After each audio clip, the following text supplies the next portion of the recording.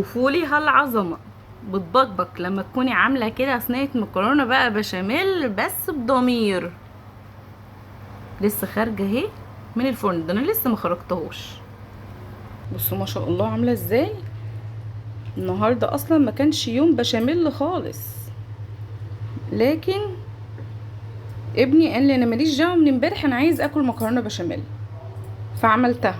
لكن جوزي الله يسامحه غلطت وقلت له تاكل اكل ايه النهارده او اعمل اكل ايه النهارده، راح قايل لي ماليش دعوه انا عايز فته. حمصت العيش بالشكل ده، عيش بلدي خالص، حطيته كده 10 دقايق في الاير فراير طلع متحمص. هنا بقى عملت الشوربه ما شاء الله، هي مش دسمه ولا حاجه، بس انا كنت حاطه فيها ماسوره. كلنا عارفين بقى شوربه الفته لازم تبقى ايه، فيها حتة سيكة كده من الشوربة بتاعت ايه بقى الدهنة، ليا حتة بقى كده حمرا وفيها حتة كده اهو بالشكل ده.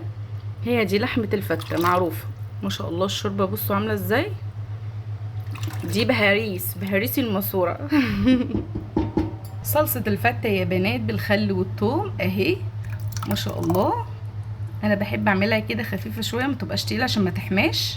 وهنا عملت الرز، وطبعا الرز ابيض بس مفلفل، وكمان عاملاه بالشوربه يعني زقياه بالشوربه.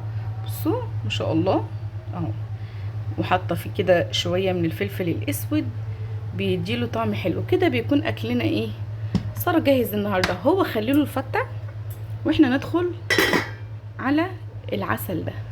تعالوا اتفضلوا كلوا معانا.